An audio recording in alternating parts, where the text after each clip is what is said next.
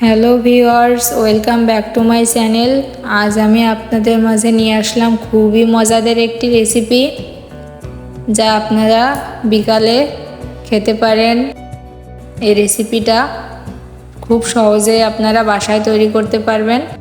আমি এখানে কয়েকটা আস্ত রসুন ছুলে নিয়েছি জিরা, জোয়ান নিয়েছি। জোয়ানটা দিলে সুন্দর একটা ফ্লেভার আসে ঝুরি ভাজাতে। এখন এগুলোকে আমি মিক্সড করে নিচ্ছি। এগুলো আমি বেটে নিয়েছি।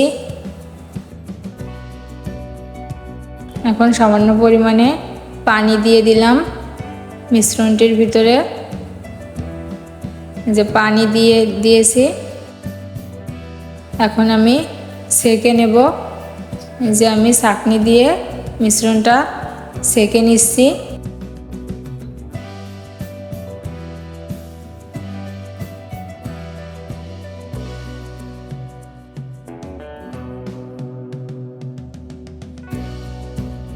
এখানে আমি বেসন নিয়ে নিলাম পরিমাণ মতো। নিয়ে নিচ্ছি চালের গুঁড়াতে কিন্তু ঝুরি ভাজাটা মুসমুসে হয়। স্বাদ মতো লবণ দিয়ে দিলাম। এখানে দিয়ে দিলাম হলুদ, দিয়ে দিচ্ছি লাল মরিচের গুঁড়া, এখানে ধনিয়ার গুঁড়া দিয়ে দিলাম। এখানে আমি কিছু পরিমাণ জোয়ান হাতে ডলে ম্যাশ করে এর ভিতর দিয়ে দেব। জোয়ানটা দিলে ঝুরি ভাজাটাতে সুন্দর একটা ফ্লেভার আসে। যে আমি সবগুলো উপকরণ খুব ভালোভাবে হাত দিয়ে মিক্সড করে নেব। খুব ভালোভাবে মিক্সড করে নিচ্ছি। এখন আমি হাঁড়িতে পরিমাণ মতো তেল গরম করে নেব। তেলটা গরম করার কারণ হচ্ছে ওই মিশ্রণটিতে কোনো রকমের ঠান্ডা তেল দেওয়া যাবে না, গরম তেল ইউজ করতে হবে, না হলে ঝুরি ভাজাটা মসমসে হবে না।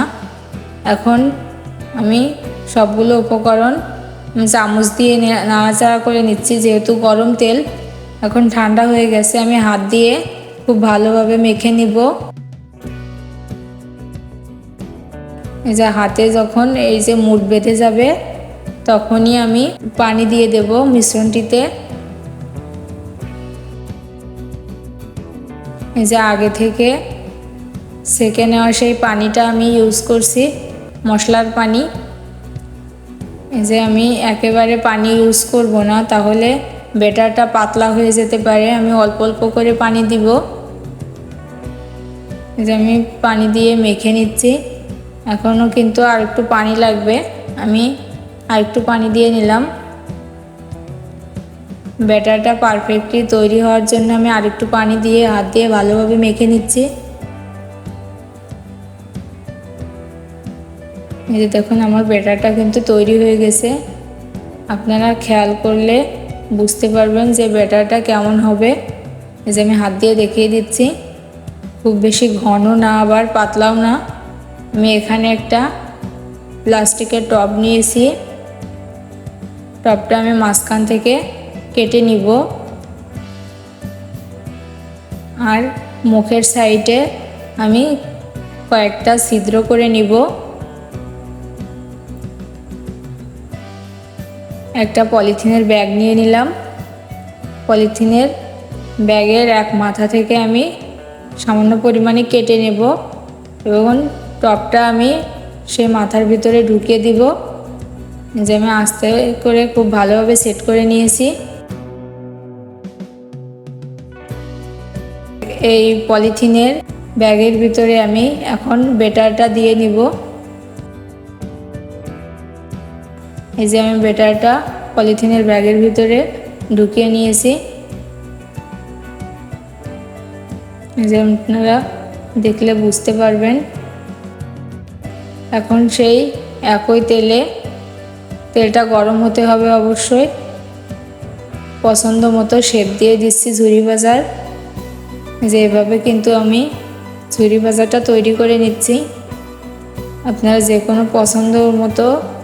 পছন্দের আকারে শেপ দিয়ে নিতে পারেন। এই যে আমি ঝুরি ভাজাটা ব্রাউন কালার করে ভেজে নিব। আমি এপিট ওপিট করে খুব ভালোভাবে ঝুরি ভাজাটা ভেজে নিচ্ছি।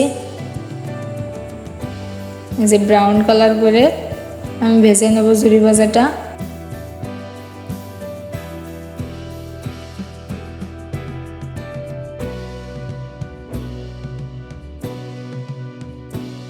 এ পর্যায়ে আমি ঝুরি ভাজাটা উঠিয়ে নিলাম।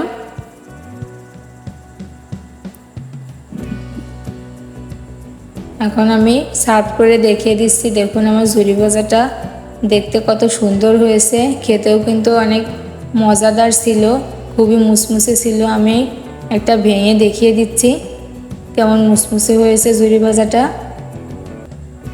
এই যে আপনারা দেখলেই বুঝতে পারবেন কেমন মুসমুসে হয়েছে ঝুরি ভাজাটা, খেতেও কিন্তু দারুণ মজা।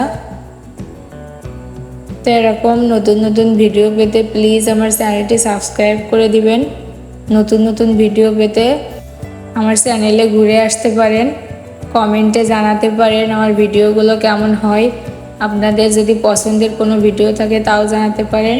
আজ এই পর্যন্তই, আল্লাহ হাফেজ।